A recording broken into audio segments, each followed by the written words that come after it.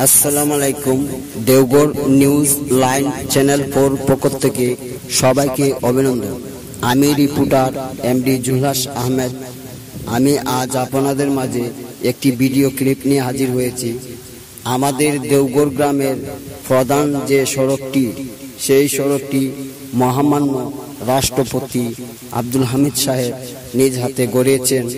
সেই রাস্তাটি দিয়ে ইটনা, মিটামন, খাসতুল, বাদুরপুর, অষ্টগ্রাম, ইকুলদা, বাঙ্গালপাড়া বিভিন্ন জায়গা যানবাহন সেই রাস্তাটি দিয়ে যাতায়াত করে। সেই রাস্তাটি এখন প্রচুর পরিমাণ ক্ষয়ক্ষতি হয়েছে।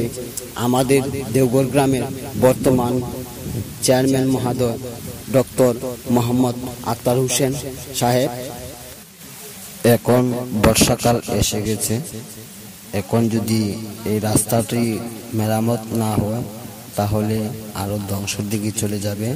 সেজন্য আজ আমাদের চেয়ারম্যান মহোদয় ও মহিলা মেম্বার বিভিন্ন ময়মনসিংহ একসাথে নিয়ে আজ শুরু করে রাস্তার মেরামতের কাজ।